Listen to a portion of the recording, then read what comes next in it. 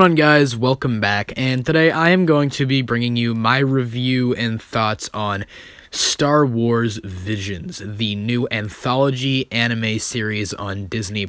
Now, this series is, in no particular order, has no, through line in terms of a narrative or anything. Each episode is its own contained story.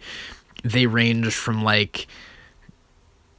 I don't know, I want to say 10 to 20 minutes in length, and it's just basically a bunch of different studios and anime, directors getting the opportunity to create their own stories inside of Star Wars through the animation style or the anime art style, and I really, really like this show. I think it is just a really creative, expressive form of Star Wars media that is something new and unique, and I think it's really great that people are getting the opportunity to express their creativity and to tell their own stories inside of the Star Wars universe.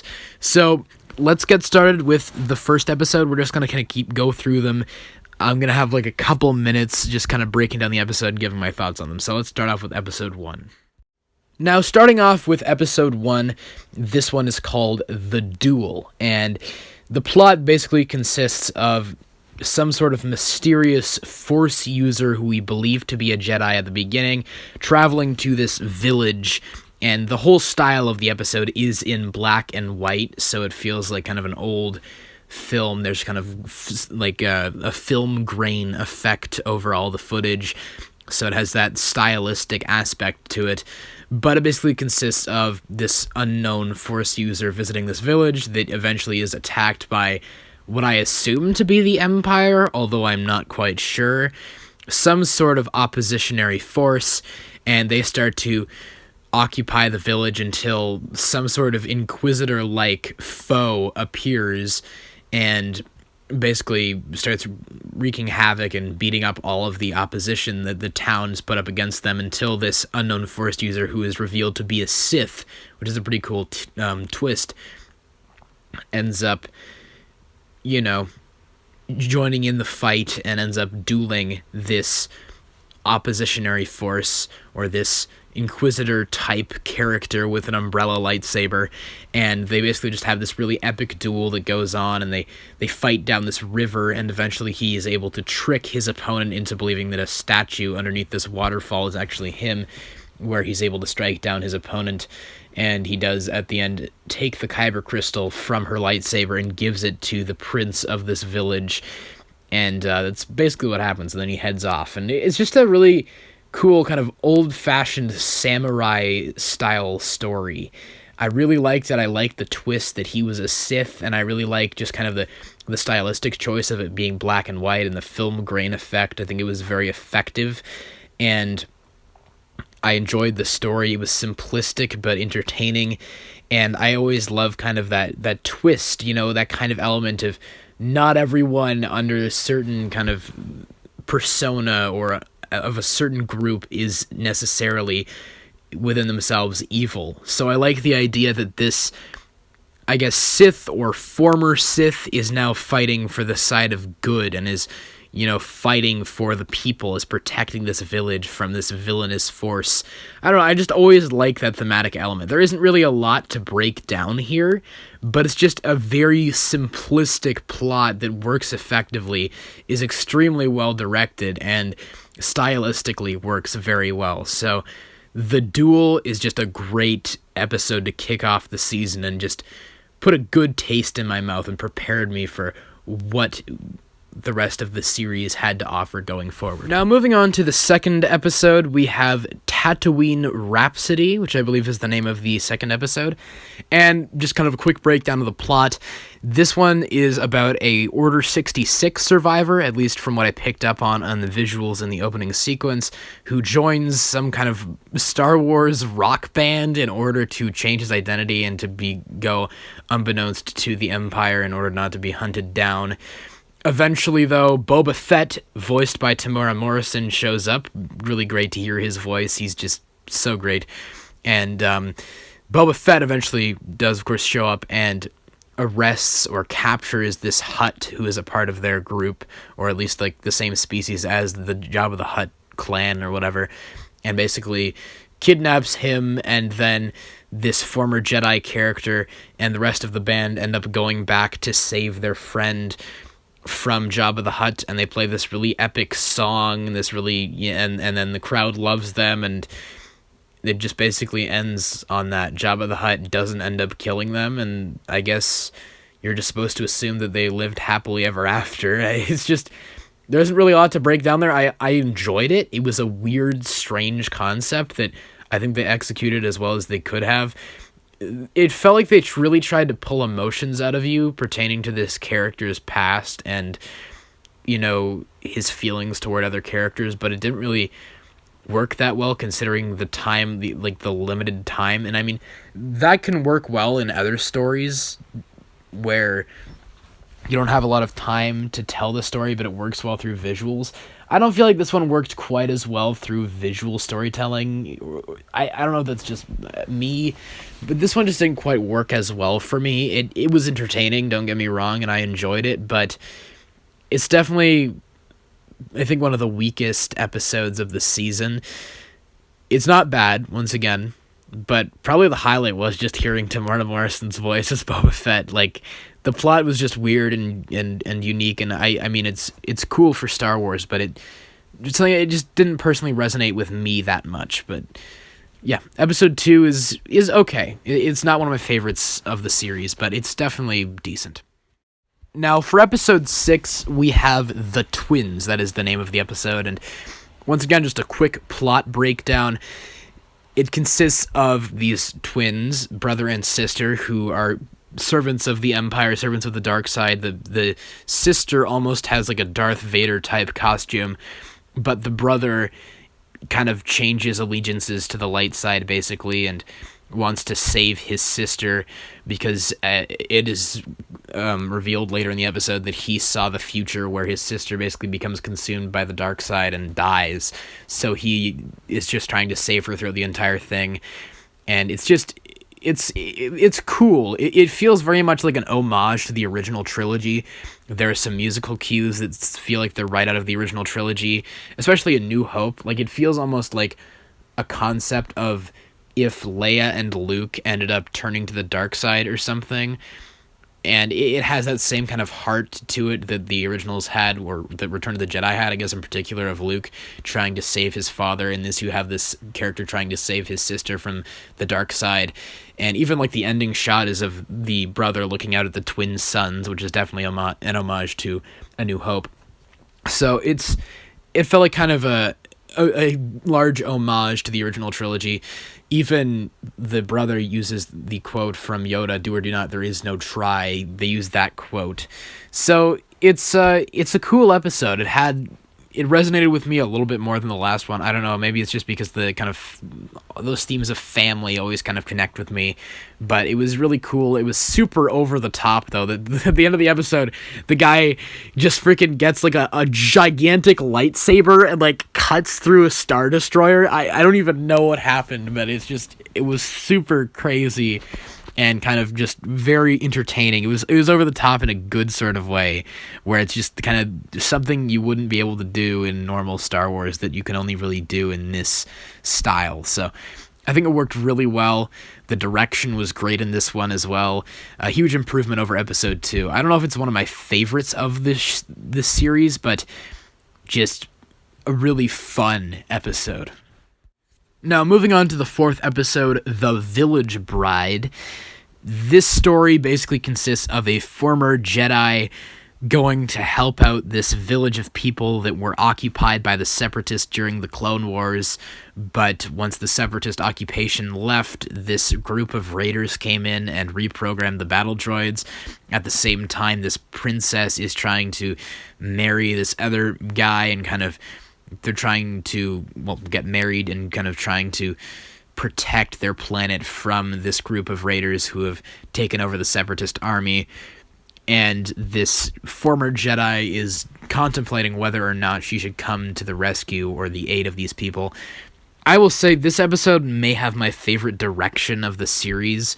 It really, really looked beautiful. There were some shots that I honestly thought were like could have been live action. Like, it's a beautifully shot episode, and it's just kind of a plot that I really like. You know, the reluctant hero coming to save the day, and it was really good. It was a really strong episode. I felt direction-wise great. It's a very familiar plot, but I felt like they executed it very well, and the direction and, you know, the animation, all of it just really came together to form a really complete package, and what might be one of my favorite episodes of the series. Just really great.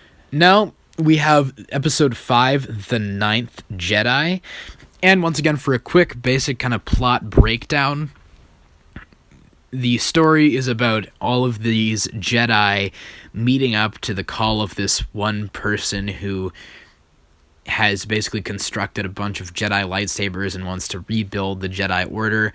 So we follow this one young Jedi, I believe his name is Ethan or something, and they arrive at this location. This sabersmith has forged these lightsabers, but a group of, they call them Jedi hunters, arrive and kind of, I don't know if they kill him or they capture him or something, but he sends his daughter on with the lightsabers to gift them to the rest of the Jedi so that they may go rescue him. Once she arrives, though, it is revealed that they are actually a group of Sith besides our character that we follow, Ethan, and this other character, who was the one that hired her father. They basically break out into this giant fight. It was a really cool twist to have them be Sith. I actually didn't see that coming. I don't know why. It's the second time that series has done this, but it worked well. It was a cool twist. And basically just this epic fight breaks out. And I mean epic. Like, the animation is super fantastic. This is another one of my favorite directed episodes of this series. It just really, really excellent direction. And this fight was, I mean, epic. You know, I don't know how many times I can say that. But eventually they defeat all of the Sith, and they basically head off to rescue this girl's father, and there's like this epic music that is... The score in this episode actually really stuck out to me more. There were a lot of cues, especially during the lightsaber duel at the end, that reminded me of Attack of the Clones. I believe the battle on Geonosis. I don't know, it just...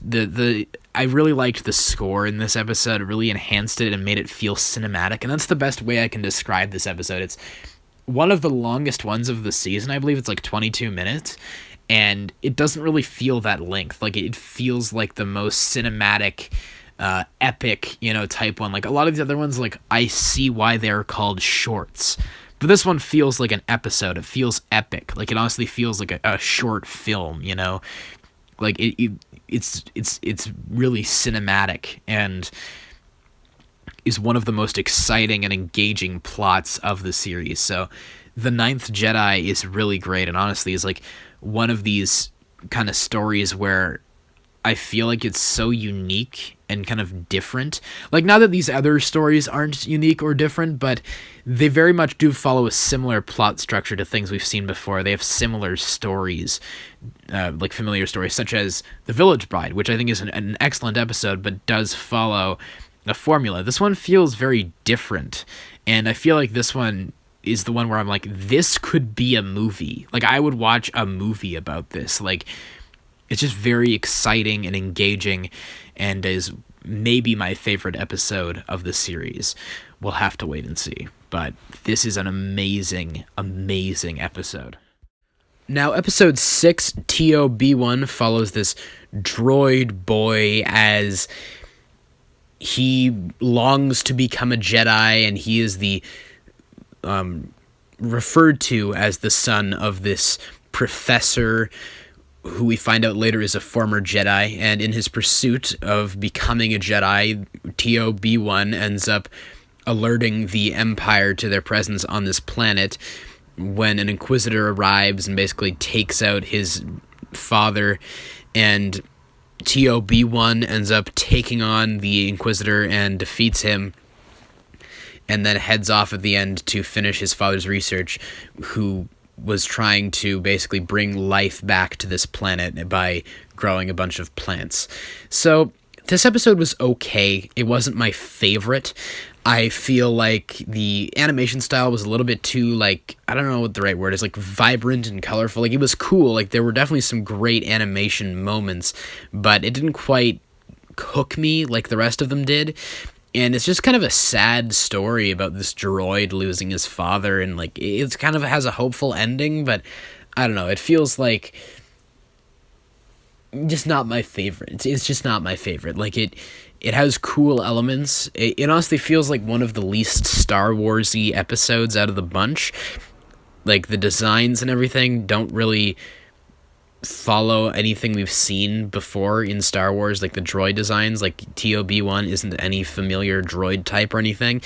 So it's unique in that way, which I guess is cool, but it just didn't quite reach me as much as the previous few did.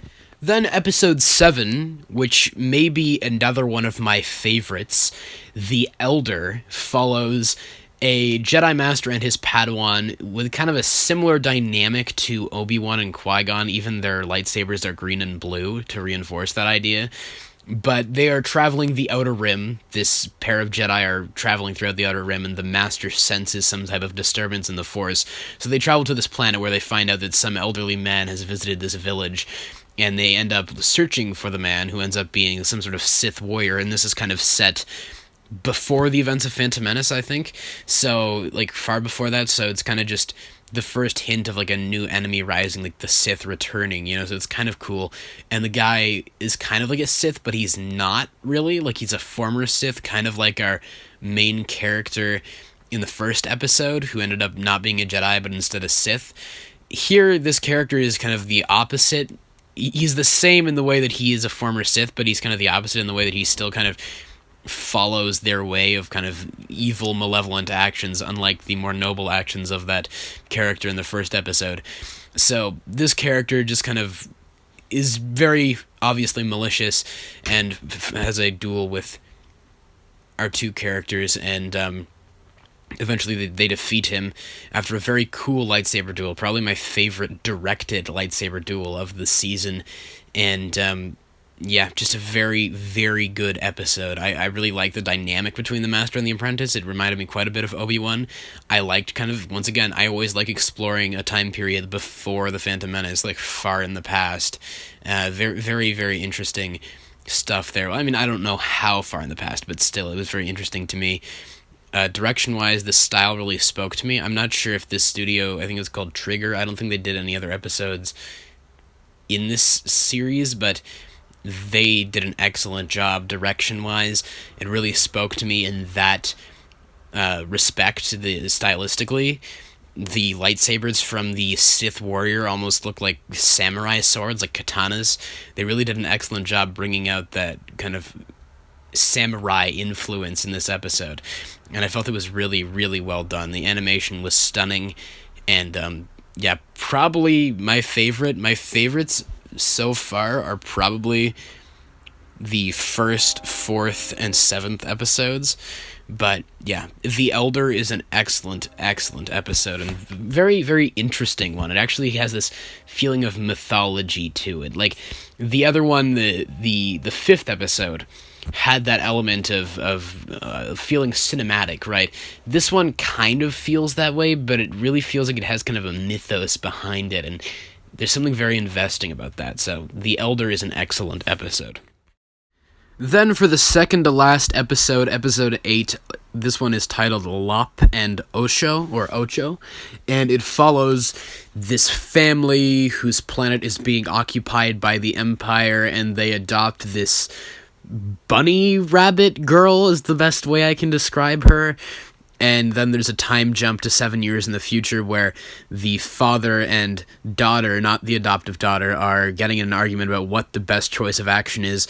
The father believes they need to take a stand against the Empire and, fight back against their occupation, but the sister believes, or the daughter believes, that the only way that they can save their planet is by accepting the Empire's resources, despite the fact that the Empire is actually just draining their planet of resources, so I don't even really understand her point at all. But, eventually she basically joins or makes a deal with the Empire to, work with them and arrange plans and stuff. the father passes on this ancient Jedi blade that has been, passed down through generations since the one Jedi came and fought there and died, so their family has kept that lightsaber. So he passes it on to the rabbit daughter, and then they go to confront the daughter who has joined the Empire, and she's basically become like an admiral or something. I don't know how that happened that quickly, but they fight, and then the ending's very confusing. The sister gets sliced across the chest in an X with 2 lightsabers and somehow survives, and then just floats away on a ship. I didn't really understand the ending. This episode, was actually really solid. The animation feels considerably more gritty than a number of these ones. The style in the other ones is very vibrant and colorful. Not that this episode wasn't vibrant and colorful, but the colors and the saturation, right, it felt a lot grittier. The colors felt a lot more dirty. I don't know if that makes sense, but it felt a little bit grittier in that sense, and the action, honestly, might be the best in this series. The fight at the end is really well choreographed, or really well animated, and the story was actually pretty good. It has that message of family that resonates with me, and I'm sure resonates with other people. The only thing I just didn't really understand was how quickly the daughter turned to the dark side, I guess. Basically just joined the Empire on a whim, and I think that's just because of the amount of time they had to tell it. But this is the second longest episode next to the 5th one, the Ninth Jedi, and I feel like this one could have maybe done a little bit better of a job in actually kind of building up the relationship between this family, or the members of this family. Perhaps they could have skipped over the introduction bit where you meet this character and she meets this family. They could have maybe cut that out and just have some line that explains that they adopted her, and then you actually have a little bit more time to develop the daughter's turn. I don't know, it just something about that just didn't really work fully for me, and her argument was just so weak that I couldn't really side with her. I like that ultimately it came down to a battle of perspectives rather than just kind of a battle. It was more of an emotional battle at the end. The fight wasn't just cool to look at, it had more emotion behind it than some other episodes. But once again, just the daughter is so in the wrong that I had trouble getting into her side or being able to see her side of the argument. And the ending was just really weird. They have this fight, and then she gets sliced across the chest in an X, and then she falls off a building, but then just stands on top of a ship and flies away. And I was like, what the heck? I know this is over the top, but how did you not get cut in half?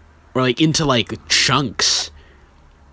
Or how did you not at least die? I know that it cauterizes the wounds, but how is she not dead? It felt really weird. I don't even understand what happened at the end of the episode. It was just a very strange conclusion, but most of it was pretty strong. Just needed a little bit more fleshing out of the daughter character, and other than that, I think it's a really solid one overall. Then finally, episode 9, the final episode of the series, Akakira, follows this princess and her Jedi protector, basically, trying to reclaim this kingdom from a Sith warrior who is actually the sister of the king or whatever, or the former king. And this one was really strange. It might be my least favorite one. I don't know, something about the art style didn't quite work for me as well. It was mostly hand-drawn, but something about the movements and stuff just felt kind of choppy. It didn't really, I don't know what the right word is, but it didn't really feel I don't want to say not worthy to be on this list of episodes, but compared to the style and how perfected the style of all the other shorts were in this series, it feels particularly weaker in that department. The plot just wasn't really there for me. The characters' motives and the reasons they made decisions didn't really feel like they made sense. Everything that happened was just explained through exposition and brief lines of dialogue that try to explain things that have happened in the past, but that are so brief and easy to miss that it's very easy to become confused by what's happening on screen. Also, something weird about this one was, unlike the prior episodes, the musical score didn't really fit the tone of the scenes. Towards the end, there's this very kind of scene that feels like it should be very depressing and grim, but the music's just this repetitive drum beat, and it doesn't really feel like it fits the tone of the episode. So this one may be my least favorite, surprisingly. It's the last one, but weirdly, I don't know, something about it just didn't work for me. Everything just felt very strange about this one, and I don't know, maybe this is kind of like, I don't know if this is like kind of more similar to other anime. This one felt the least Star Wars, which, I mean, once again, isn't really a problem, but it really did feel just like a Japanese-style movie. Like, it feels like it's the plot of a movie, but it's weirdly one of the shortest episodes, so it's very, like, condensed, and it doesn't really work. It feels, honestly, just like a Japanese-style storyline, you know, but just with lightsabers. Like, you could literally replace this with just katanas. There are lightsabers with katanas, and you just have the same story, and it's just... like, the fact that it's Star Wars doesn't really play into anything. Like, they don't really use, like, blasters that much or anything. Like, there's nothing that definitively about it that feels Star Wars, you know? So, Akakira, weirdly, it's my least favorite episode. It's very strange. Like, the final one was honestly the weakest one, but yeah. Akakira just didn't really work for me. Now, with all that said, that's pretty much it for my reviews or my overall thoughts on, like, each episode and Star Wars Visions. I don't know if I stated this before, but I'm not really huge into anime. I haven't watched a lot of it. I saw some Yu-Gi-Oh! A long time ago, and I've seen random Pokemon episodes on TV, but I'm not really, like, super into anime or anything. So the fact that I enjoyed this as much as I did very much speaks for, I guess, the fact that I feel anyone can get something out of this. I'm not huge into anime, but I love Star Wars, and this definitely resonated with me. And it really does highlight for me why I so far prefer Star Wars to Marvel. Because Marvel, despite its attempts to branch out and make something unique, and I guess culturally unique, it never quite does it. Like, even Shang-Chi, a movie, or Shang-Chi, a movie that I enjoyed, still felt restricted by the common Marvel cliches, you know, the tonal inconsistencies and other issues. And I'm not saying that no Star Wars like pieces of media fall into that. I'm not saying even any episodes of this show or this series don't fall into that, but it feels like they really did go all the way with applying a new culture and style to Star Wars, to the point where a few of these episodes didn't even feel like Star Wars. And I think that's really cool. I really appreciate that. And it's, you know, like, the fact that Star Wars really can branch out and create something different and unique and have me still be able to enjoy it. The problem with Marvel is that even when they try, it can feel restricted, and sometimes when they do go, like, all out, it just ends up not being investing. Like, I'm not really a person who can get fully invested in stories that are not really, like, linear. Like, they aren't a narrative where it's just a bunch of little separate stories. Like, I can't really get into that as much as, you know, a story that is told in a linear fashion. But something about these just each felt different and unique and investing in their own way. They were all fun. There were some that I liked more than others, but that's to be expected. Just the fact that I enjoyed most of it all the way through really does speak volumes, I feel, about this series, and I would recommend it to anyone who is either, well, if you're a Star Wars fan, I feel like you'll like it because I liked it, and if you're a Star Wars fan who isn't even an anime fan, I feel like you'll enjoy it. But if you are an anime fan and a Star Wars fan, I feel like you'll love it, because my friend who I watched this with, he likes Star Wars, and he also likes anime, so he got even more out of it than I feel I did. But I think this is a really fun show. It's something fresh and unique. The main criticism of it that I have seen is that it starts to feel repetitive if you watch all of them back to back. I didn't feel that. I don't know if that's just me, but I watched them all back to back, and I enjoyed them all, so I don't know. Maybe it's just me. Maybe you won't enjoy it as much, but if it seems like something you'll enjoy, even if it's something that you're a little bit skeptical of, like I was initially, I feel like you'll enjoy it. I apologize, or I guess this isn't really a typical type of review that I do. I don't really do videos where I just go through each episode and kind of talk about them, but this is like a series of shorts, and usually I talk about kind of a series like this, just an all-encompassing review, but the thing is, this isn't a linear story. It's not a story told over a bunch of episodes. It's a bunch of distinct, like, little stories in chunks. So I felt like I should kind of talk about each of them in their own little segment. So this is a different type of review, but I hope you guys enjoyed it, and I hope this has motivated you guys to go check out Star Wars Visions, because I definitely recommend it to anyone who's a Star Wars or anime fan, or both. I think you'll get a lot out of this. I got a lot out of it, and I really enjoyed it, and it definitely gave me kind of a different view on anime as a whole, and I might check out a few other, like, anime properties. But yeah, you guys, please let me know all your thoughts in the comments below. What did you think of Star Wars Visions? Have you seen it? Are you going to see it now? Just whatever your thoughts are, please let me know them all in the comments below. And of course, as always, I hope you guys have a great day. Take care,